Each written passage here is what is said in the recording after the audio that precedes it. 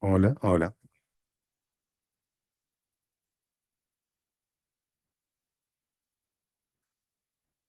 Bueno, comenzamos entonces. Buenas tardes, ¿cómo están? Buenas tardes a todos y a todas. Muchas gracias por estar hoy aquí en este seminario que hemos titulado Desarrollo económico y políticas sociales, los casos de Irlanda y Argentina. Mi nombre es Darío Jutzik, soy el decano ejecutivo de la Escuela de Gobierno aquí de la Universidad Torcuato Di Tella y les doy una cálida bienvenida a nuestra universidad, a las personas que nos visiten hoy por primera vez y bueno, a nuestros estudiantes y investigadores presentes también. Bienvenidos. Hoy tenemos un seminario muy especial, características muy especiales. No me quiero extender demasiado, solo darles la bienvenida. Contarles que en la Escuela de Gobierno de la Universidad Torcuato Di Tella estamos muy preocupados por el desarrollo económico, por el desarrollo social. Nos importan las políticas públicas, nos importa las políticas públicas basadas en evidencia, nos importa que la experiencia de los expertos nos ayude a tomar mejores decisiones de políticas públicas. Entonces, en ese contexto y en ese marco de evidence-based policy y demás, y de expertise y demás, este seminario nos parece particularmente relevante porque hay un caso histórico de primer nivel y sumamente relevante para el caso argentino, como es el de Irlanda, y hoy vamos a saber más sobre eso. Así que nuevamente estamos muy contentos de tener este seminario y les damos la más cordial bienvenida. Nuestro principal expositor hoy es el doctor Alan Barrett. Alan es Executive Director of the Economic and Social Research Institute in Ireland. Eh, Welcome. Thank you so much for being here. Y a continuación le doy la bienvenida y un especial saludo al doctor McCoy, embajador de Irlanda en la República Argentina, quien también va a hacer una presentación a este seminario, ¿sí? Bienvenido, welcome, también y muchas gracias por estar aquí hoy. Muchas gracias. Mi nombre es George McCoy, soy el embajador de Irlanda. Tengo un corto discurso, voy a hablar en español, necesito practicar más. Y esa es una buena oportunidad para mí. Entonces, muchísimas gracias y muy buenas tardes. Como embajador de Irlanda en Argentina, es un gran placer estar aquí hoy con ustedes. Me gustaría agradecerle a la Universidad Torcuato Di Tella, en particular al doctor Dario Udzik, decano ejecutivo de la Escuela del Gobierno de la Universidad, por toda su cooperación en la organización de este evento. Y a todos y todas ustedes por haber venido. Y por supuesto, es un gran honor para mí darle la bienvenida a la Argentina a mi compatriota, el profesor Alan Barrett. El profesor Barrett ha llegado esta mañana a Buenos Aires, después de 24 horas de viaje de Dublín vía Ámsterdam. Esta es su primera visita a la Argentina. Argentina tiene un papel muy importante para nosotros en Irlanda, ya que alberga la comunidad irlandesa más grande en toda América Latina. Y nuestra primera embajada en toda la región abrió en Buenos Aires en el año 1948. Por eso la comunidad irlandesa aquí es parte de nuestra historia nacional. Yo llegué a la Argentina en 2022 y he tenido la oportunidad de visitar muchas de las comunidades irlandesas argentinas, en particular en la provincia de Buenos Aires. Por ejemplo, Berisso, Guerrico, Hurlingham, Junín, Las Heras, Lincoln, Luján, Mercedes, Moreno, Pinamar, Rojas y San Antonio de Areco. También visité otros pueblos en las provincias de Chaco, Córdoba, Corrientes, Entre Ríos, Mendoza, Neuquén, Salta y Santa Fe. Quizás algunos de ustedes vengan de alguno de esos lugares. Hoy en la isla de Irlanda somos 7 millones, pero en el mundo tenemos una diáspora de más de 70 millones de personas con raíces irlandesas. Eso refleja nuestra historia de emigración masiva de Irlanda a través de los siglos. Como ustedes saben, Irlanda ha vivido una transformación económica muy radical durante las últimas 3 décadas.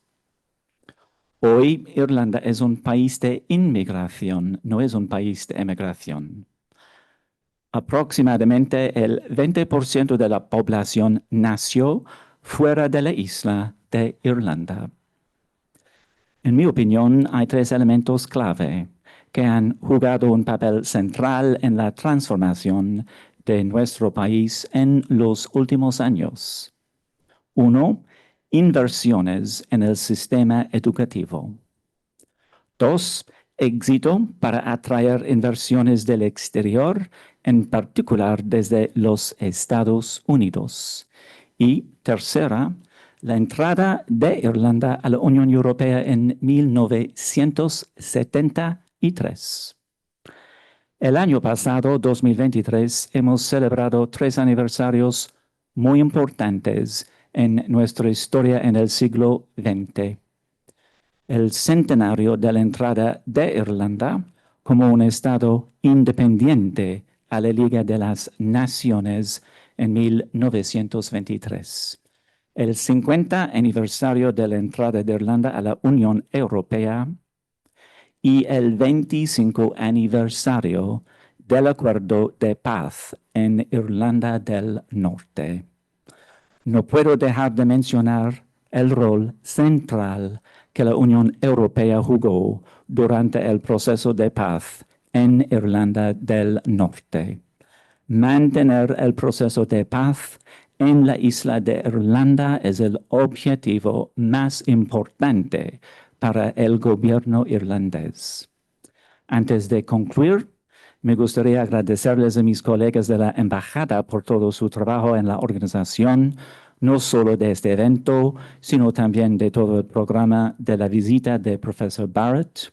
Espero que ustedes puedan aprovechar la oportunidad para aprender más sobre la economía de Irlanda.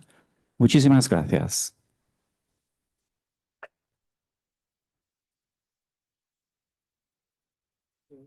Thank you.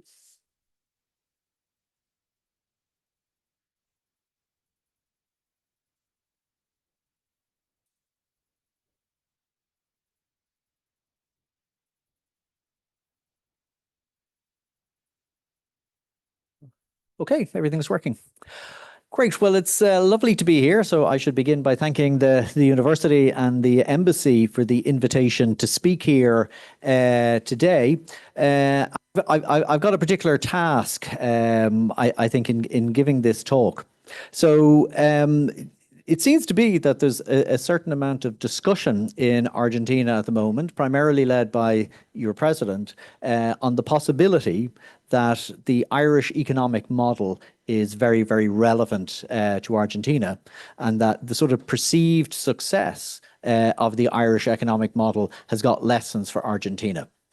Okay, so really what I'm going to do today over the next sort of half an hour or 40 minutes or so is certainly talk about the Irish model. Okay, I might say a little bit about possible relevance to Argentina, but as the ambassador has pointed out, given that I've only been here for about an hour, I think it would be a bit arrogant of me to start making any sort of strong statements. So I'm actually going to put it over to you to a certain extent. Okay, I want you to be thinking about, as I'm talking, well, what are the possible bits of relevance here? Okay, so what is it that Ireland is doing that is something that could be adopted in Argentina? Okay, and again, I know you're sort of in the middle of exams anywhere, coming close to exams. So in a sense, today is a little bit like an exam as well. Okay, you got to think, what's the relevance? And I'll see how much of the relevance that I can draw out as well.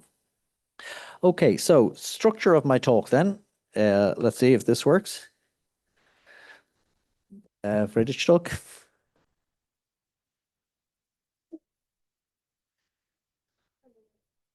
So which one? Yeah, we're in business. Okay, so the structure of the talk. So let me just take you a sort of a roadmap of where we're going to go over about the next 30 minutes or so. Any discussion about Ireland, okay, and our economic development over the last number of years has got to take account of the fact that we're members of the European Union for a considerable period of time now. Okay, and again, the ambassador has talked about that. So I want to start by just pointing out, well, what is the European Union? Okay, and what's the relevance? Some of this may be familiar to some of you. If it is, apologies. For others, it's just kind of important background. So then I want to talk about Ireland's successes, okay, but I also want to talk about Ireland's failures. All right, because again, we're very, very conscious of the fact that things have worked well, are currently working well in Ireland, but it hasn't always been the case, and we've made very, very, significant mistakes on occasions. But the role of globalization in the Irish economic story is absolutely key, both the positives and the negatives. So that will be part of the discussion that we have, and as I said, hopefully we'll draw out some lessons for Argentina. Okay, then, so what is the European Union? Okay, so for the purposes of today's talk, from an economic perspective, it's essentially a free trade area. Okay, at one level, then, that means, okay, that the tariffs or trade restrictions between countries within the EU have been eliminated, and we take a common approach to trade into the European Union. Okay, so this is partly then about the customs union that is the European Union.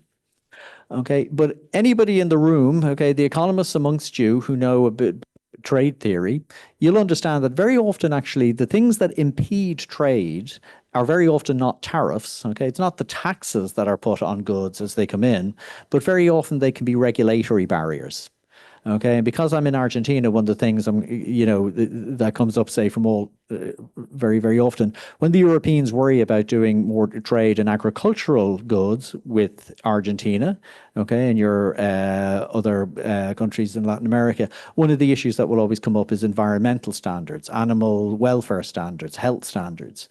Okay, so you can block trade not by just imposing tariffs, but you can block trade by having these regulatory differences. So over time within the European Union, there's been great efforts to make sure those sort of barriers have been reduced so that we genuinely have a single market. All right, and then additional to the internal market, we have free movements of goods and services, as I just said, also the free movement of labor, okay, which is a really, really important part of the European Union, okay? If you're from a European Union member state, you can go and work in any of the other members of the European Union, and we've got freedom of capital movement as well. Okay, so a genuinely free market.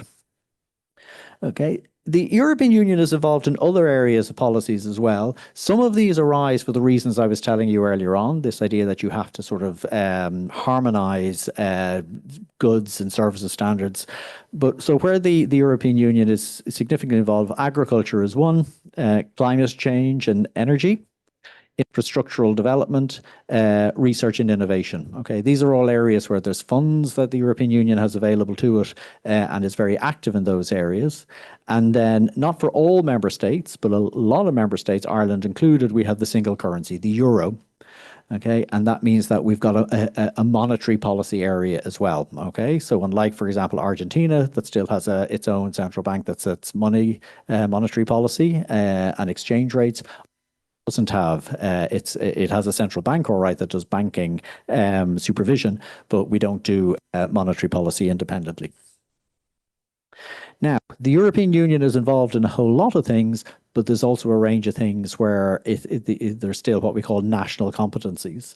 So the most important of those then is taxation. Okay, so generally states still have a right to choose their rates of taxation, the structures of the system, what's covered and what's not covered. Okay, and you'll see in a couple of moments that that was really important from an Irish perspective and part of our growth story. Health is a devolved area. Education is a devolved area. Again, there can be European Union involvement in some of these areas to a certain extent. And again, we were just talking beforehand, if you take something like the Erasmus program, whereby the European Union makes available funding to allow students to travel internationally, that's there. But essentially, the day-to-day policy on education is at a national level, as is the welfare state. Okay, and again, in terms of payments to people in poor circumstances or whatever, social infrastructure, social insurance infrastructure, that's a national competency. And again, you'll see in a couple of moments that that's actually very important from an Irish perspective. Okay, I'm going to say something very broad about the European Union before we get into the details of it. Okay, and one of the questions, it's a really important empirical question. Well, has the European Union been of benefit to the members of the European Union? Okay, and the important point here is not just on an average way. Okay, if the European Union had made France and Germany richer, okay, and everybody else poorer, that's not a really good outcome. Okay, the whole idea behind the European Union is that all the countries of the Union should have benefited, in the sense then their sort of standards of living should have been raised. Okay, and that in a sense, was what was being hoped. And again, when you think about it, though, this was not a given. Because if you think about trade policy and the extent to which a lot of countries are very, very often nervous about trade, okay, if you go into a free trade union, okay, it could be the case that you're actually losing out as an economy. Okay, if all your industries are decimated as a result of the new free trade regime that you're in, you could be a loser, even though the European Union in general sort of things work out well. So this is an important paper from the Journal of Monetary Economics in 2019. Okay, and I've written there what the overall sort of conclusion of this paper was, that with the exception of Greece, okay, most countries have seen improvements in their standard of living as a result of European Union membership. Okay, and let's just look at that in a picture. Okay, now you don't have to understand every graph here or anything like that. Okay, this is a selection of countries, and there's two lines on each graph. Okay, one is a solid line, okay, and that's what actually happened. Okay, and then the dotted line is called synthetic. That's where these economists have tried to work out what would the world have looked like if the European Union had not been in operation. Okay, and you'll see across all those countries, I've got 9 of them in this chart. For all of those countries, the solid line lies above the dotted line, okay, which is essentially saying for all of these countries, the European Union had a positive effect. These are not simple questions to answer, by the way, empirically. Okay, we observed the world as it was with the European Union. We didn't observe the world without the European Union. Okay, so you need sort of very, very clever statistical techniques to try and create a picture of what the world would have looked like in the absence of the European Union. But that's the sort of picture that emerges. Now, if you look at the top right, okay, the other point there is that Ireland actually benefited most from European Union membership. Okay, I think in Ireland we kind of know this, but this picture is actually kind of interesting, all right, because you can see that the effect is actually quite dramatic, okay, at the top right. But the other thing to take from the picture, okay, is that the effect on Ireland was not immediate. Okay, so it's not like you just joined the European Union and everything turned around. There's a significant period there, okay, from our entry, where there's no significant advantage from being in the European Union at all. So something started happening along the way that allowed us then to start making better use of our membership of the European Union. We won't go through this entire picture again either. I'm looking for Greece here, but actually it was on the earlier one. Yeah, there's Greece actually on the left-hand, middle on the left.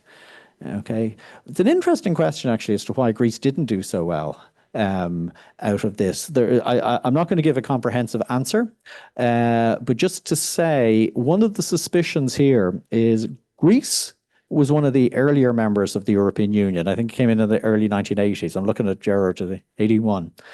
Okay, and this will seem like ancient history to many people in the room, but in 1981, when the Iron Curtain still existed in Europe and the Soviet domination was for most of, you go into Germany and you take that line down, Greece was a very isolated state within Europe.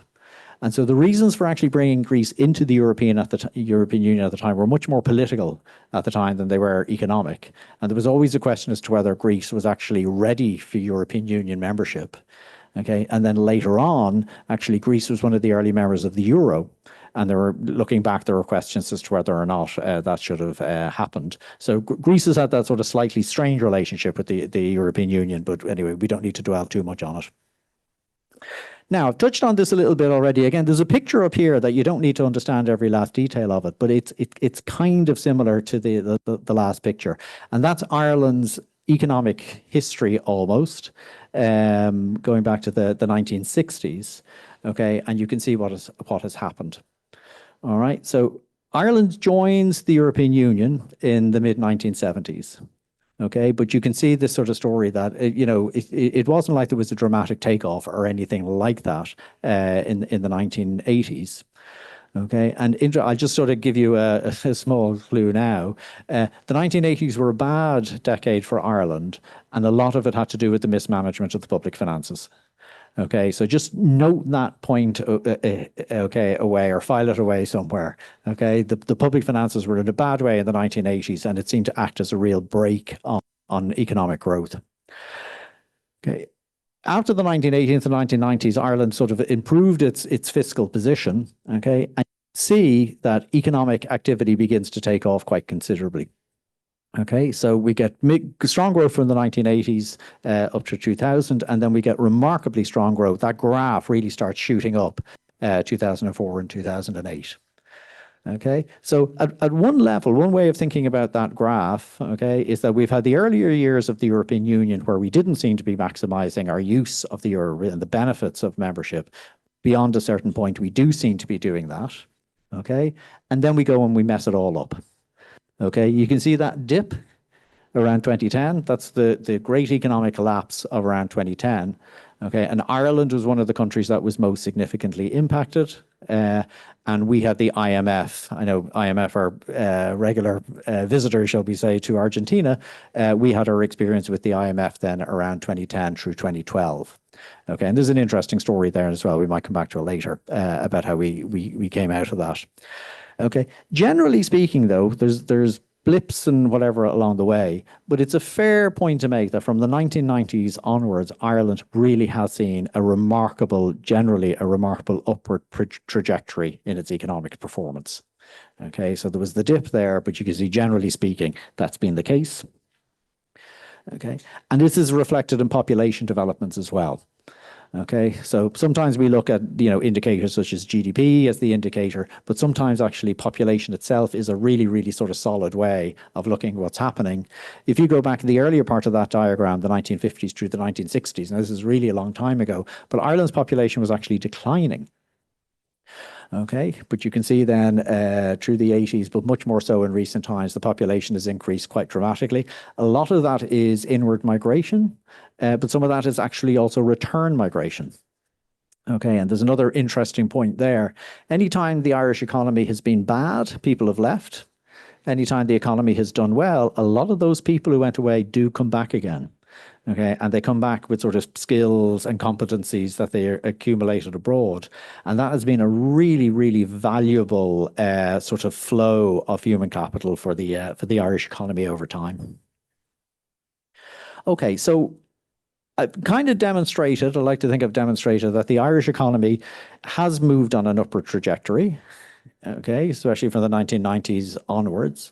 So then the question is, well, what was central to that change?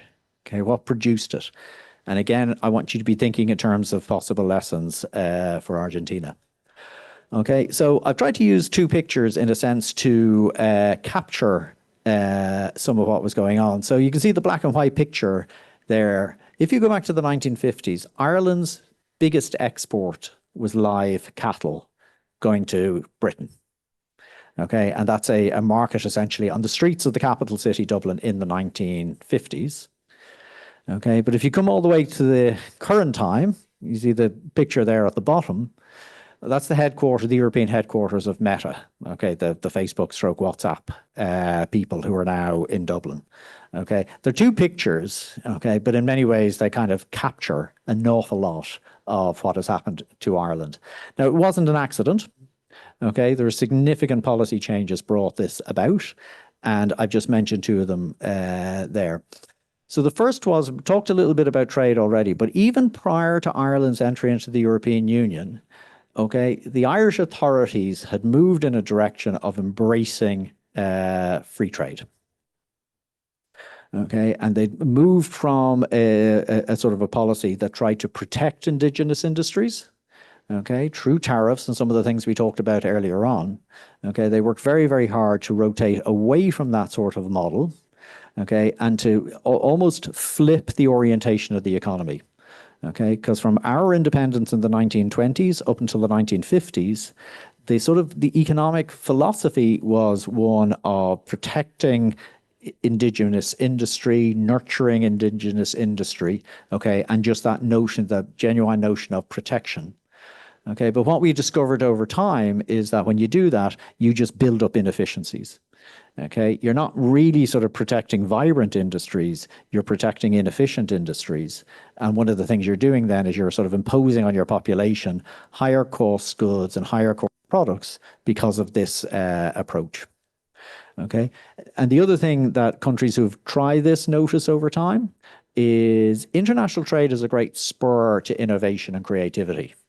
Okay, you know, if you're genuinely in a competitive environment where that competition extends from beyond your borders, that has a really important effect, okay, on the industries within your borders, okay, because they're just subject to something very, very different.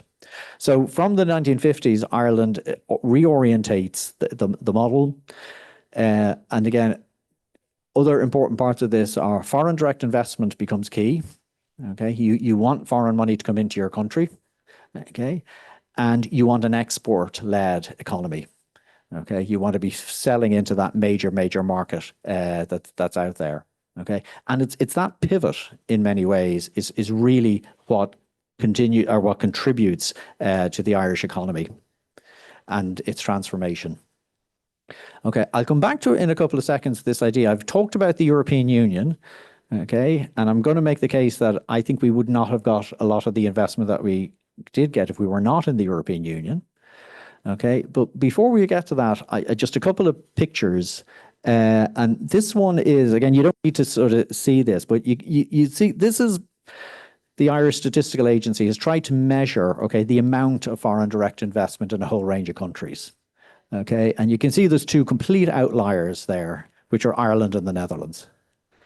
Okay, so there's an estimate there that like the value of foreign direct investment in these two countries is more than twice national output on an annual basis.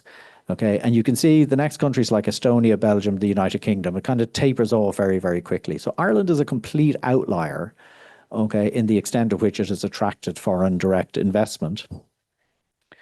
And another point then to take from this looks at the countries who are the significant investors in Ireland, okay, and you can see the United States figure just completely dominates anything else. Okay, so it's a really, really strong picture. Okay, now there's an interesting question here. Okay, I've been talking about the European Union. I'll say a little bit more about the role the European Union played, but the European Union has been central to Ireland's development, but the money has been primarily American. Okay, and so one of the sort of questions that often comes asked is Ireland's economic success a European success or is it an American success? Okay, well, I'm going to argue actually that the two things go hand in hand. All right, I don't think we would have got that sort of American money had we not had dimensions of the European Union's influence over Ireland. So let's kind of sort of develop that theme a little bit. Just one more quick sort of indicator. People often sort of find this surprising. Ireland's GDP is about 500 billion euro. Okay, and in 2023, we actually had goods exports of 300 billion and services exports of 400. Very, very few countries in the world have import and export figures that are almost as big as their gross domestic product figures. Okay, it's an indicator of the extent to which Ireland is now a genuinely open economy and exporting economy. Okay, and those are really pretty quite dramatic. But I do want to say, okay, and I'm meandering through a few things, but I just want you to store another point in your heads. Okay, and the point I want you to keep in your heads is a sort of a concentration risk problem. Okay, so I'm talking about all the positive things that are happening in Ireland, but I do want to mention some of the things we worry about. because again, in that spirit of sort of asking what works in the model and what doesn't, I think it's important that you know what we worry about. So that it's an incredibly positive export performance, but 60% of it is in chemicals and related products. And when you look at computer services, computer services are over 60% of total services exports. Okay, so Ireland is quite concentrated. Okay, our exports are really good, but we're really concentrated in two sectors, pharma and computer services. There's nothing wrong with that necessarily. Okay, this is producing lots of very, very good jobs. Okay, but a lot of business people will tell you, never get too concentrated. Okay, there are risks that go with that, but we'll come back to that in a couple of minutes. Okay, so how has Ireland been so successful in attracting FDI? What have we been doing? All right, that has allowed this huge amount of money to flow in, producing very, very good jobs and really transforming the economy. Okay, and first point I have there, membership of the EU and access to the European Union market, these things have mattered enormously. Okay, so a lot of the American companies they need a base in the European Union and they're selecting Ireland. Okay, but I actually think it's a little bit more than that. Okay, investors, any investors anywhere in the world, always want to know they're investing in a country with a very stable set of institutions, policies, law, and just stability across a whole load of dimensions. Okay, and the public policy process here really, really matters enormously. Okay, and there are some components here where the EU has played a role, and some where Ireland has, in a sense, done its own thing. Okay, so I'll list a few of them here, and then I'll talk about them in slightly greater detail. Okay, but just to again have in your heads, file this away. There's a broad point here about the sort of the quality of policy making. Okay, and the quality of law and the quality of institutions. All right, so things I mentioned, improved infrastructure, say a little bit more about it in the moment, policy formation processes, fiscal governance. Let's get into the details of these actually rather than just listing. Okay, so first thing I'm going to talk about, okay, and this was a European Union contribution to Ireland. So over the years, the European Union has taken a position, the central members, okay, that there is a benefit to the central members of the European Union in part funding the infrastructure of these more peripheral regions. Okay, and of course, the argument for this is that if you're all part of a single market, okay, the better all parts of that market are doing, the better it is for all players. So there was sort of reasoning and thinking behind this. Okay, this may seem like a very, very simple point, but infrastructural development is one of those areas that has, over the years across loads of countries, has been beset by poor policy making. Okay, so at the actual extreme, there's just corruption. Okay, we all know about bridges that go nowhere, roads that go nowhere, cost explosions, all sorts of things. All right, so infrastructure, and I think we increasingly understand this, for modern economies to develop, modern infrastructures really matter in terms of roads, rail, all the infrastructure. Okay, if this has been done badly, all right, well then countries are not actually getting the benefits of these. So the European Union, I mean, Ireland is one of the countries that benefited from this. Okay, we got money for infrastructural purposes, but we also had to work really hard to demonstrate that we were spending the money well. All right, and so you look at a number of European, it's not always the case, okay, that this has worked, but in an awful lot of places, it just meant that the spending of money was done much better. And it meant that you had a sort of an external group taking a view on how you were actually spending the money. Other things, improve policy formation processes. So the European Union, again, it's probably a less understood dimension of what happens. Okay, but there's great effort within the European Union to share policy lessons across member states. Okay, and sometimes these are areas where there is genuine European Union competency, but there's other where it's not quite a competency, but there's great value in getting a group of people to sit around and to talk about how they're actually doing things. So I just used one example here of population aging, which just happened to be something that I was involved with at one stage. But to give you an example, the member states of the European Union about every 3 years have to conduct exercises, okay, where they project forward about how their populations are going to age. They project then what are the implied implications in terms of pension spending, health spending, all the things associated with population aging. Okay, and they come together to share this information and also then to discuss the question about, well, what are we actually going to do about this? All right. Having that sort of a group of people coming together and sort of forcing you to sort of reflect and think about how you're going to do things, that has improved policy making throughout the European Union. And I think it's improved policy making in Ireland as well. Okay. And again, just to go back to the question here, we're trying to work out, or like trying to reflect on, why is Ireland being able to get all this foreign direct investment? One of the reasons I'm trying to point out is that I think the quality of institutions and policy making really matters. Okay, and I'm just trying to convince you that the European Union has played an important role on this. Now, fiscal governance is another area. By fiscal governance here, of course, I mean the extent to which governments spend money, take in taxation, and when there's a significant imbalance between those two things, bad things can happen.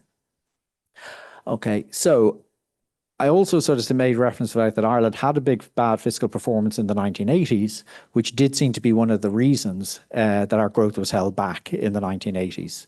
Okay, investors typically, if they look into a country and they see very, very significant imbalances, it tends to, in a sense, sort of frighten them. Okay, it frightens them. There's a variety of reasons for this, but one is just, again, back to this notion of sort of policy mismanagements. When Ireland joined, when the euro was created, okay, in the late 1990s, some of the countries in the sort of stronger countries in the middle of Europe, if I can just put it like that, they were kind of terrified at the time that the sort of bad fiscal practices of some of the peripheral countries were going to sort of infiltrate their economies. And in an effort to avoid that, they put in place a whole load of sort of requirements around the extent to which countries could run significant deficits and accumulate significant amounts of debt. Okay, Ireland was part of that. Okay, and I presume you're in the audience thinking about this from an Argentinian perspective. Okay, when you had those sort of controls, it simply that deficits were controlled to a certain degree.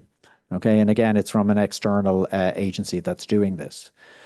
Okay, it wasn't perfect. Okay, and these sort of restrictions didn't prevent the collapse that Ireland had in the late around 2008 and 2010. But nevertheless, it really did have an impact. Okay, things would have been an awful lot worse had these positions not been in place. And just to add to it, this isn't something not so much of the European Union, but Ireland established a fiscal council in 2011. And a lot of European countries and a lot of OECD countries generally have set up fiscal councils. And I think I think the lesson or the potential lesson here for Argentina is quite clear. When there's no agency in a sense that's working to make sure that fiscal policy is run in a sane and sensible way over a prolonged period of time, difficulties can arise. Okay, and so in a whole load of countries, fiscal councils have now become sort of part of the overall architecture, if I can put it like that. Okay, another positive then for Ireland. I'm not so much now talking about the European Union.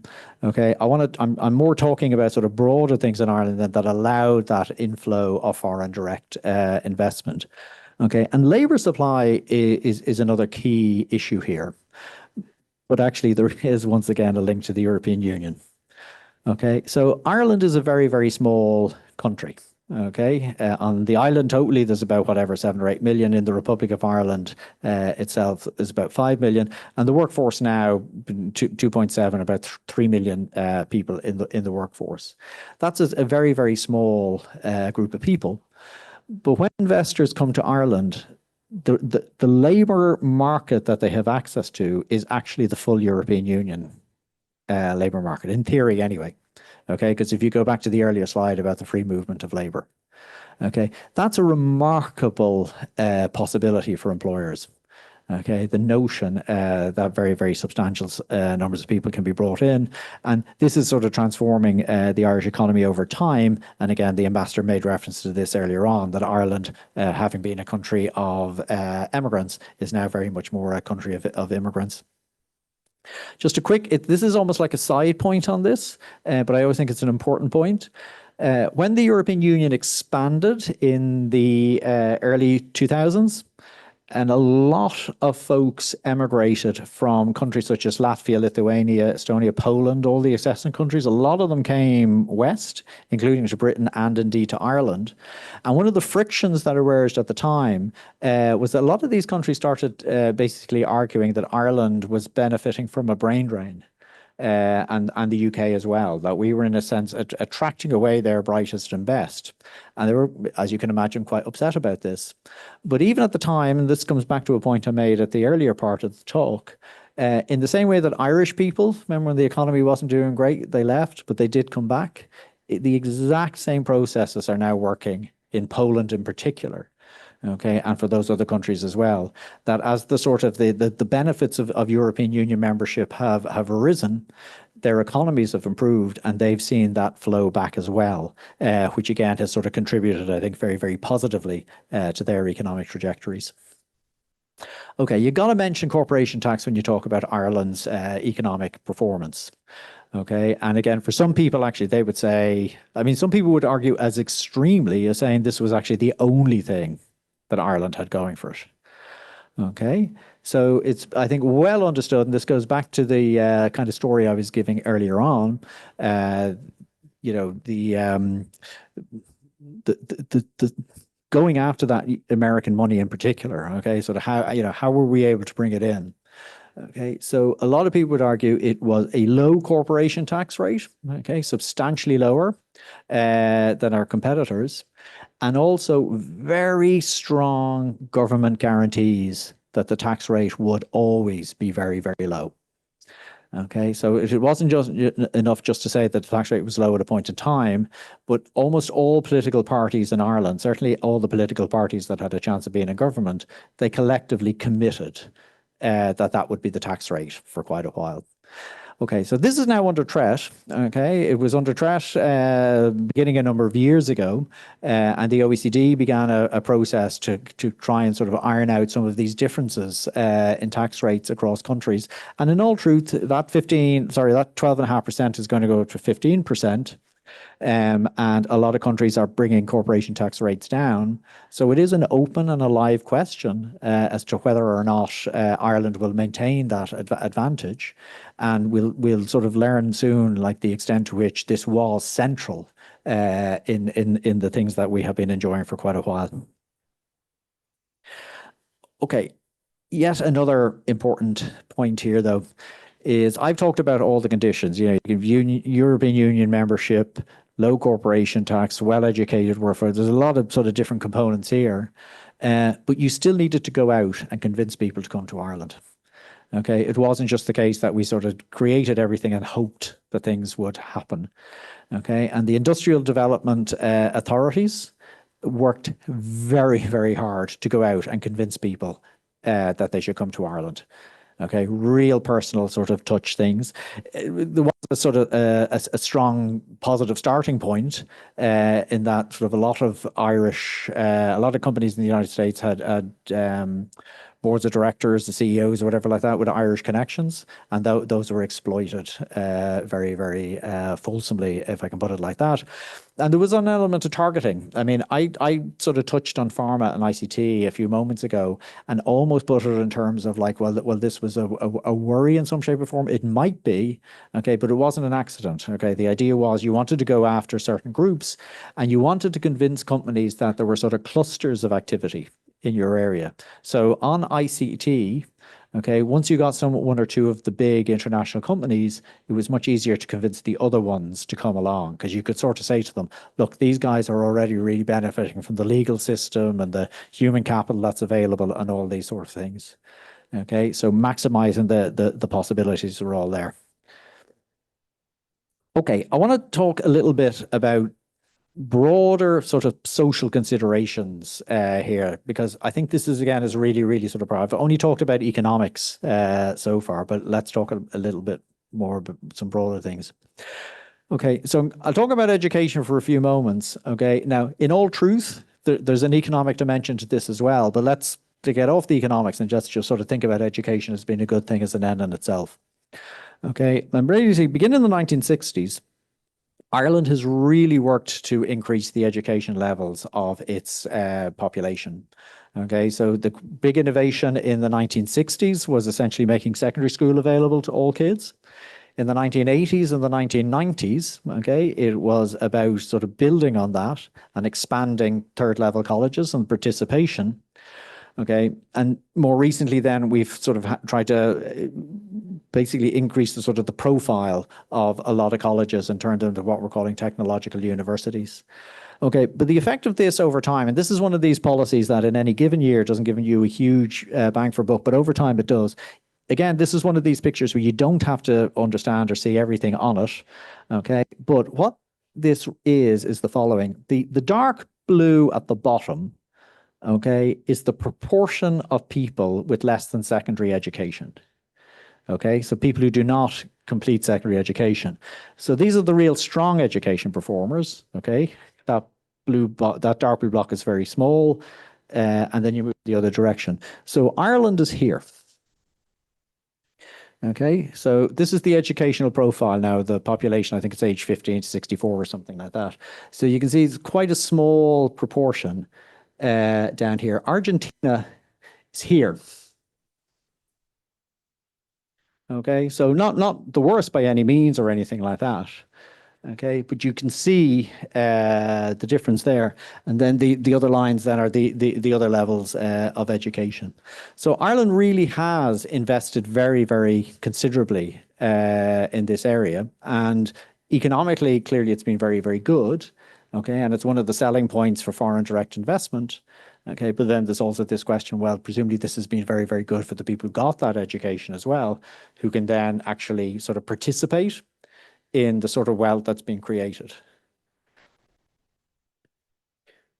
Okay, the next two pictures, though, I think they're two of the most revealing pictures, and I think I'm not going to say I'm necessarily most proud of these, but I think these are really good in terms of what's being achieved. Okay, so this will take just a small bit of explanation.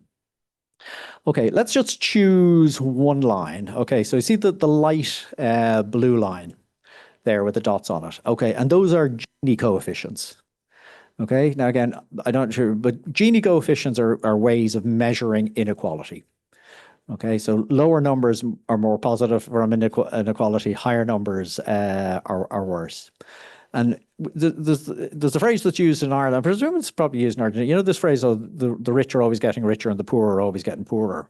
Okay, well, if that was true, Gini coefficients would be going upwards over time. Okay, now, if you look at the blue line, okay, the light blue line, you can see that over a prolonged period of time, the Gini coefficient in Ireland has actually been going down, okay, which means inequality has been reducing. And there's other ways of measuring it. The line at the bottom, that's the top decile share. So that's just if you look at people in the 90th percentile, okay, how much do they earn compared to everybody else? Well, you can see, you know, it's not going down, but it's sort of trending down a little bit. And another measure, the orange line at the top, which is to the top 90% of earners and the bottom 10%.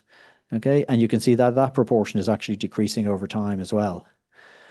That's actually quite remarkable. Okay, what that shows is this is a period, as we've seen from the earlier charts, that the Irish economy has been growing and incomes have been growing, but we have managed to do it while reducing inequality. Okay, and the next picture puts that in an international context. Okay, and this one is really surprising. You see, Ireland is up there. See, if you go top right, okay, it's a real outlier. And this is if the quadrants here, okay, so you've got changes in inequality along the horizontal axis, and then the vertical axis is about income growth. And what you can see is no country comes close to Ireland, okay, in terms of managing to increase incomes while reducing inequality at the same rate. Okay, it really is quite remarkable. Okay, so that's a really, really positive outcome. Okay, but again, I want to make this point very, very clear.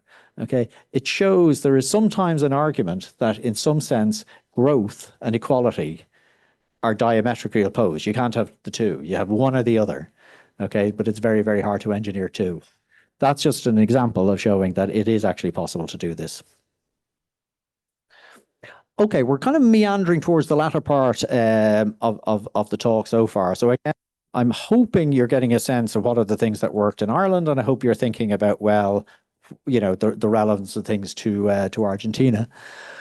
But let me talk about some of the mistakes that we made along the way.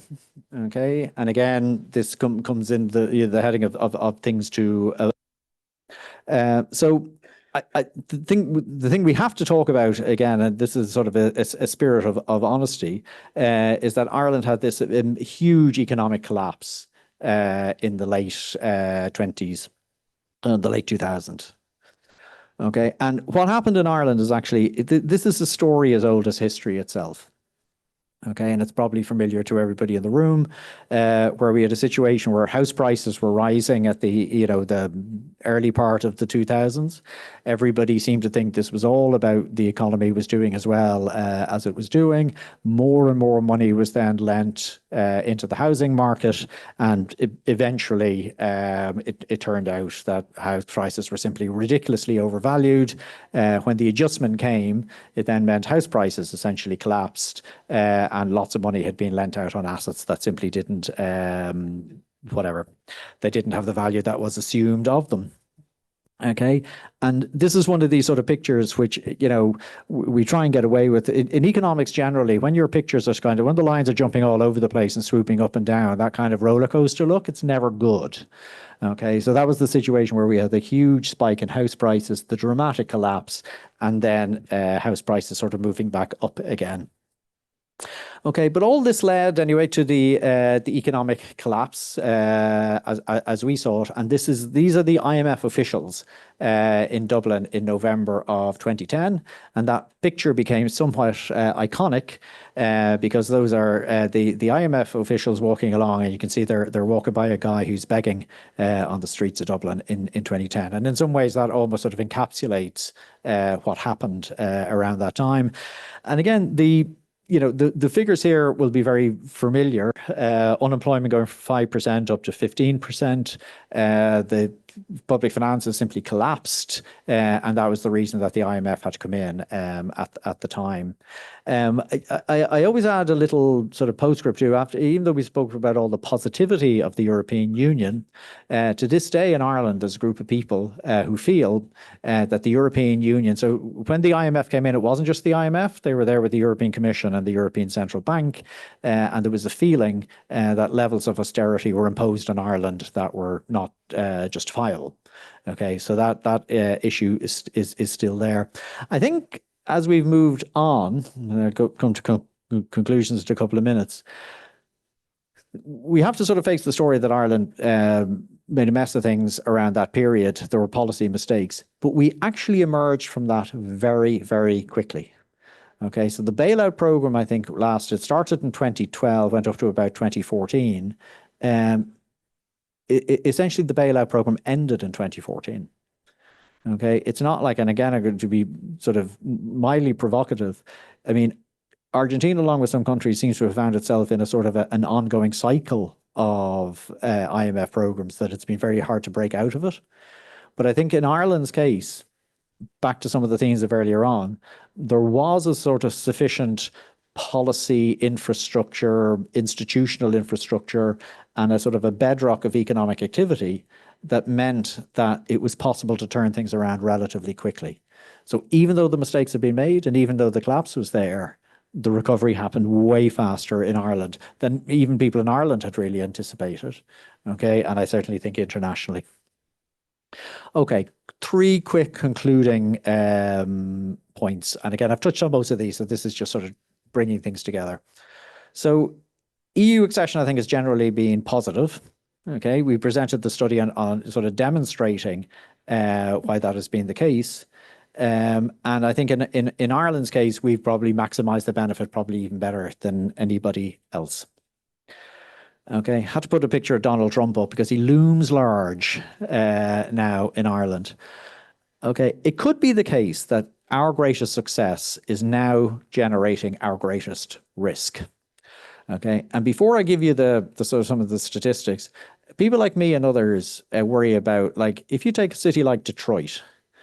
Okay, so in Detroit in the earlier part of the 20th century was one of the wealthiest cities in America, huge magnet for people coming into it.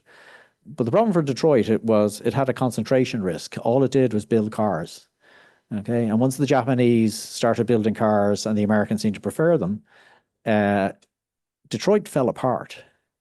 Okay, so concentration risk can be things to worry about. Now, turning to Ireland, okay, we certainly hope we're not going to become Detroit, but just in terms of concentration, okay, it's estimated that almost a third of Ireland's economy is based on multinational enterprises, okay, which might be a good thing.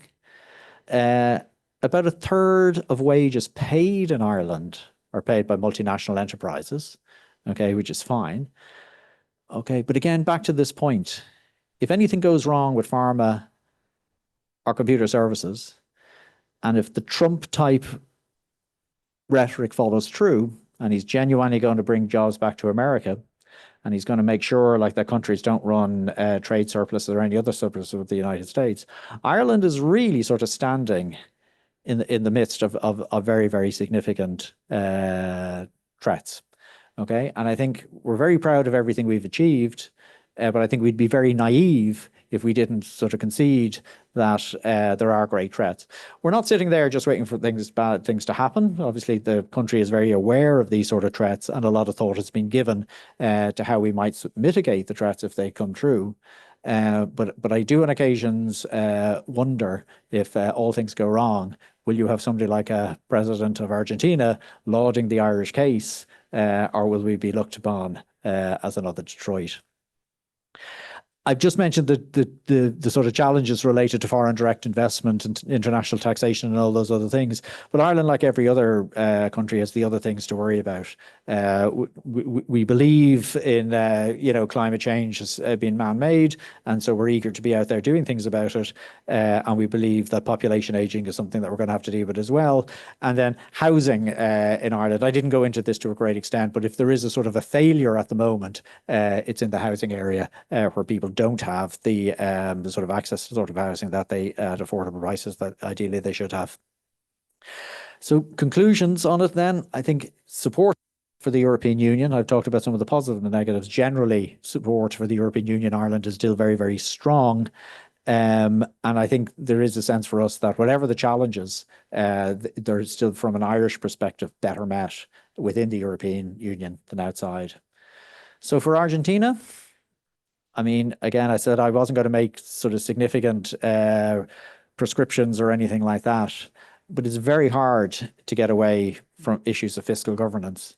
I think it's very hard to sort of look back on the trajectory and to sort of see some of those, in a sense, disciplines that have been placed in Ireland and the positive effect that that has had on us. And as I said, even when things went bad, we could get back on track very, very quickly. So I'll leave it there, Chair. So thank you very much.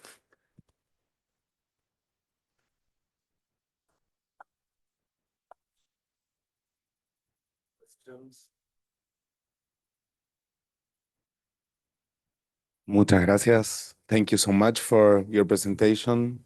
If there are any questions or comments, si alguien quiere hacer algún comentario, alguna pregunta, tenemos una. Estamos por aquí, ¿sí? ¿Cuáles son las condiciones por las cuales cree que Grecia no tuvo éxito? Hay un film que se llama Room of Adults, donde la situación económica, los default, son bastante similares. ¿Cree usted que está ahí la causa?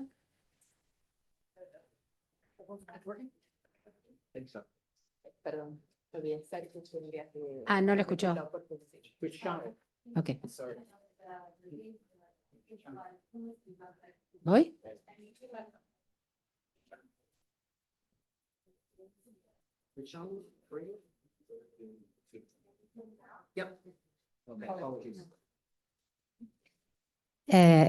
Usted habló que la Unión Europea no fue positiva para Grecia.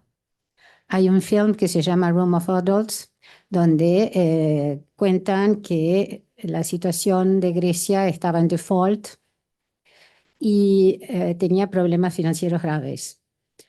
Usted dijo que no había condiciones previas y que Grecia se unió por razones políticas. ¿Usted cree que la inversión que puede ser posible en este momento para la Argentina y algunos problemas sean similares a los de Grecia para Argentina?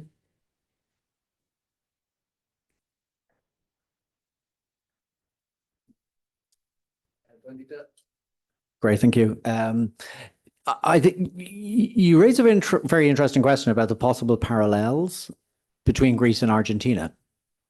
I mean, certainly, from my perspective, and it's the more recent perspective on this, was, I mean, Greece essentially had a fundamental fiscal mismatch. Okay, so the difficulties on the one hand between what the Greek government was spending and what it was collecting in taxation, the mismatch was such that there was a sort of a fundamental weakness. Okay, and it seems to be that there are parallels with Argentina over time on this. But I think again there also has been, I mean, the picture I showed about Greece not having benefited from the European Union to the same extent as other countries, I mean, I think that has probably turned in more recent times. Okay, so just because they hadn't been doing it so well out of European Union membership in the earlier periods, I think that is now probably changing. But I think one of the reasons for that change is the extent to which it is now subject much more sort of strictly to the sort of fiscal governance arrangements that the European Union has in place. And so I think the likelihood of Greece ending up in the situation it previously ended up in, I think is much reduced. And I think that provides then much greater confidence to potential investors in Greece. And again, I think things have turned around to a great extent. So for me, and again, I say this very humbly, not pretending to know a huge amount about Argentina, but it's mechanisms that give us certainty that fiscal crises are not going to emerge on an ongoing basis. I mean, I think that is really the critical point here.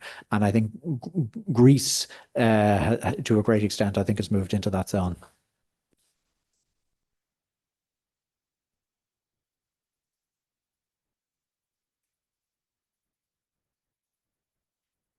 Buen día, buenas tardes, gracias. ¿Cuál es el rol de la sociedad en interpretar los cambios que se necesitan para lograr este éxito que atravesó por crisis, buenos momentos, malos momentos, pero que definitivamente necesitó el apoyo de la sociedad para poder salir adelante y lograr estos resultados que hoy tienen? ¿Cuáles fueron los trabajos que llevaron a cabo desde el gobierno, desde la política, para que la gente comprenda la necesidad de estos cambios? Yeah, really very valuable question. Okay, so the first point to be made on this is that in the earlier stages of the IMF adjustment package in Ireland, between whatever it was, 2012 to 14, it was quite remarkable how limited the antagonism against the program was. Okay, it was almost like there was a sort of an acceptance of a sort, that, you know, things had got really bad and that something had to be done about this. I think one of the reasons that there was that national acceptance too is that the national government had started implementing a lot of the necessary adjustments before the IMF had arrived in. So it was almost like the IMF, rather than imposing a program, were endorsing a program. So I think the mechanisms were a little bit better. And then the other thing was, and I think this was reflected in some of the figures on inequality, that there was a proactive effort to sort of maintain social welfare expenditures, and to ensure that the safety net was protected to the greatest possible extent.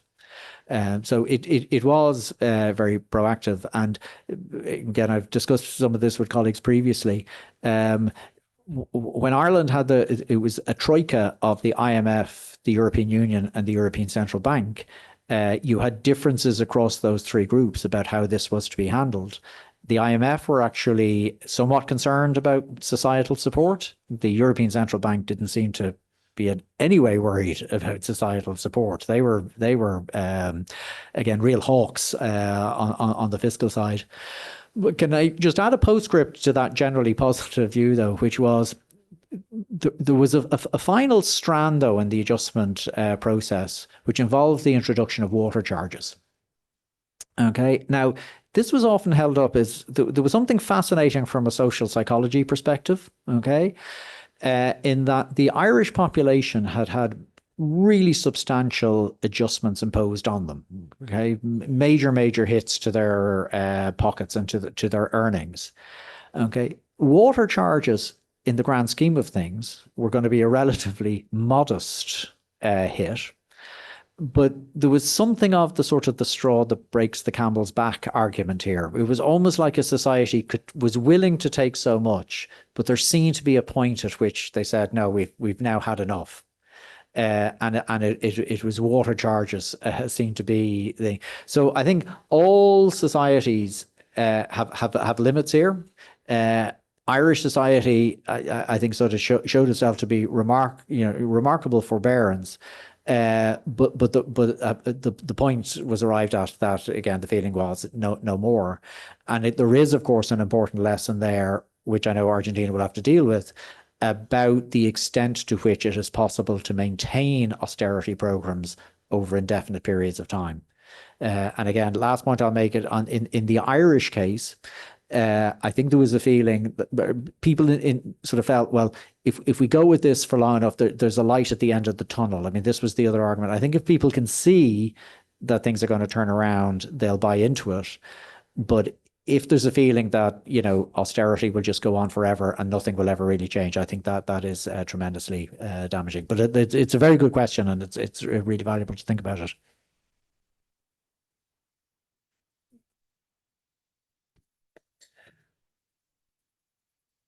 No hablo ya español, so así que debo hacerme pregunta en inglés, lo siento.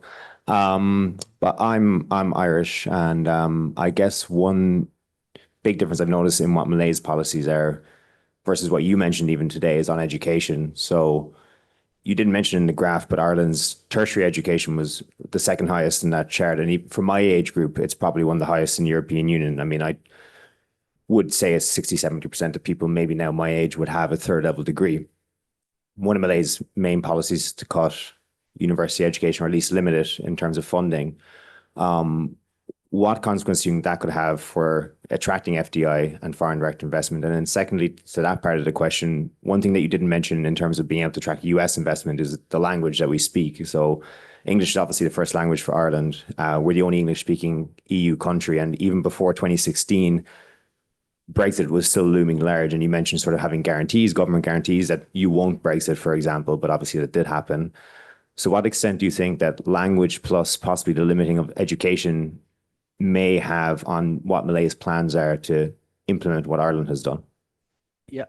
Again, on the education one first, I mean, given the Irish experience, not just the Irish experience, but any policy that curtails education strikes me as being remarkably short-sighted.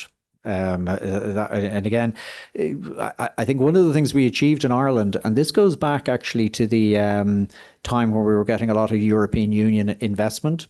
A lot of people in Ireland still think about European investment, about the sort of physical infrastructure of roads and rail. But the longer time goes on, the more we realize that a skilled population is as important an infrastructural investment as a water treatment plant or a metro. This really, really matters enormously. And I think in the Irish case, and you're absolutely right, I mean, the figures I put up there were for the entire population. But if you were to just do it for the population age, say in the 20s and 30s, the something like about 60 or 70% now of Irish kids leaving school go on to third level of some sort.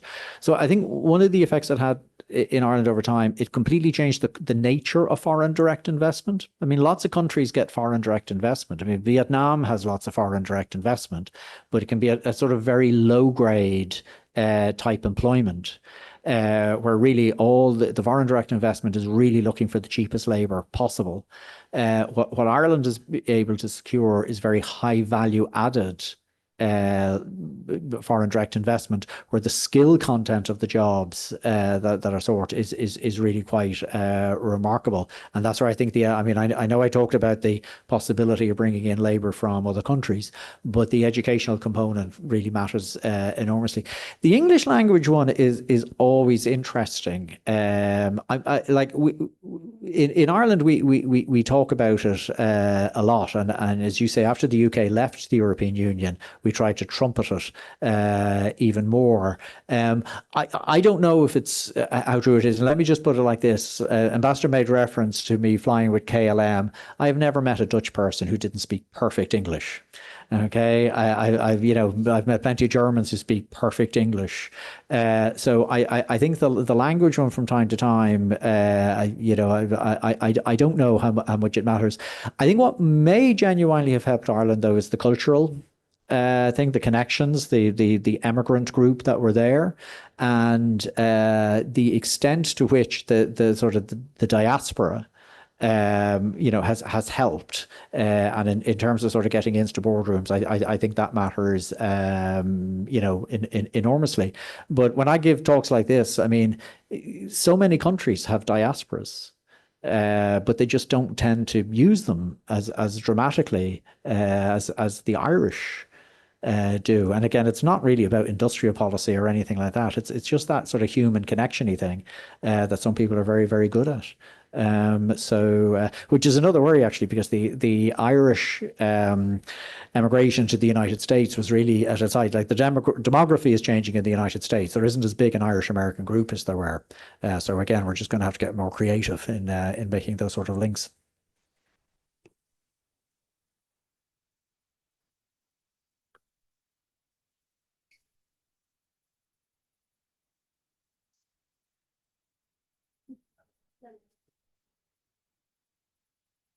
Hola, buenas tardes.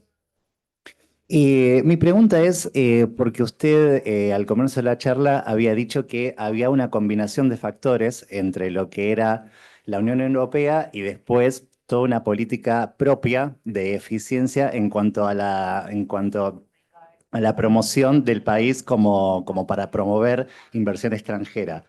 En el caso de Argentina, creo que nosotros no tenemos un bloque que nos sustente, o sea, tenemos el Mercosur, pero no es un bloque tan integrado y no tiene tanto prestigio, y quizás dependemos más de políticas propias. Entonces, ¿cuál sería su consejo para países que quizás no tienen un bloque atrás que los respalde para atraer inversión extranjera y generar políticas que aumenten la producción? Muchas gracias. Yeah. Okay. So the core question is about almost replacing some of the structures of the European Union. Well, I mean, certainly one quick answer I would have on that is the extent to which countries can gift to themselves or impose on themselves things like fiscal rules. Okay. Or sort of policy debate and policy discussion. So back to the fiscal rules issue and fiscal councils. And this is something that's close to my heart, actually, because I was on the Irish Fiscal Council for about 4 years after we set up in 2011. And that sort of philosophy and that sort of concept of saying that we are going to have an agency parallel to government that will interrogate the fiscal policy and that will comment on fiscal policy and the evolution of fiscal policy is a really valuable sort of disciplining device in a country. Now, just to be clear, I mean, even in Ireland now, I mean, the government regularly complain about the Fiscal Council, and there can be tensions, but having an agency that sort of really confronts government and is set up on such a basis that it can confront government and talk honestly to it. There is a real value in that. And just to give you a minor illustration of what can happen in a country, okay, when a fiscal council has been in place and then it's ignored. I don't know how familiar you are with the Prime Minister Liz Truss in the United Kingdom, and this is Liz Truss who was Prime Minister for all of 45 days. But one of the things that brought her down is she had a budget which was flawed in a number of ways. But one of the difficulties in our budget is the UK has a fiscal council called the Office of Budget Responsibility. She bypassed the Office of Budget Responsibility. Okay, so they do the economic forecasting, they run the ruler over the public finance figures. And they are the sort of the agency that give a sort of an analytical underpinning to the budget. Now, because she bypassed them, okay, the markets reacted really badly to this, and interest rates started moving up in Britain very, very quickly. Okay, now there were policy difficulties within that, but that's just an example where you have an agency and the value is, in a sense, only recognized when it's not there. So issues around policy interrogation, I mean, it's what this university should be about, and others like it. You know, just making sure that there is the debate and the discussion and the rigorous analysis, and that there is scope for politicians to be interrogated and put under pressure and forced to defend. So it would be impossible, I think, in a sense, to replicate something like the European Union.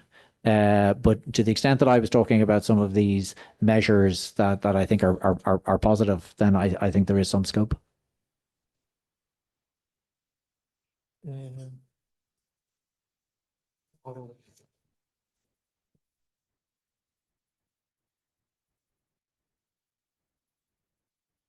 I would like to post my own question because it was a very interesting conversation about the Irish case.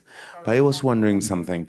It has been quite studied that the main obstacle for Argentina's economic development is twofold, or two principal pillars, which is chronic fiscal deficit and a relatively closed economy. So openness and fiscal governance, which are one of the main aspects you discussed, would be great for Argentina. So that set aside, I was wondering, what's your take or what's your evaluation about why the recession, the 2008, 2009, after the Great Recession, the financial crisis, why was the recession so intense and so long-lasting in Ireland? Is it related to some of these aspects, to the high openness, to some vulnerabilities in those fronts, or do you have another assessment?